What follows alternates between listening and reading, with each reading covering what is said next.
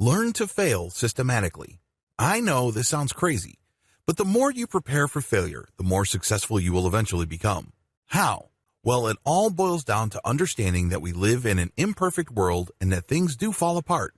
The best laid plans often do not pan out as we had expected. This is all par for the course. So do yourself a favor. Expect setbacks. They will happen, and there's nothing wrong with experiencing that.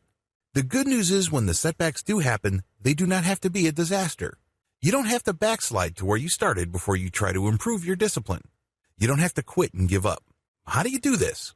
Well, since you're expecting a setback and you are preparing for it, you know what to do once it happens. First, you don't give in. If you suffer some sort of setback or fallback, don't give yourself an excuse to just give up. A lot of people cheat this way. For example, if you're on a diet and you're supposed to avoid starchy foods, well, one day you get hit by really insufferable cravings for mashed potatoes or fried rice. So you give in and you have yourself a big heaping bowl of fried rice, mashed potatoes, pasta, or any other food that you're not supposed to eat.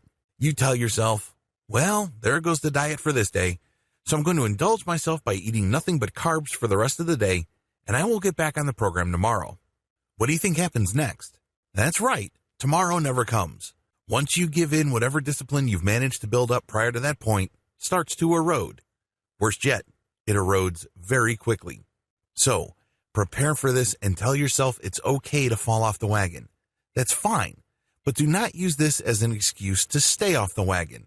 Focus on getting back to the program as soon as possible and reducing the time you take to snap back to where you were before things fell apart. This enables you to develop a tremendous amount of tenacity, perseverance, and adaptability.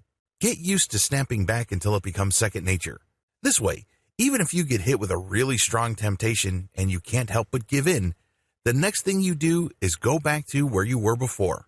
This way, whatever damage your cheating or failure dealt will be small or inconsequential in the big scheme of things. It all boils down to getting used to snapping back. Get so used to it that you lose any negative emotional association with it.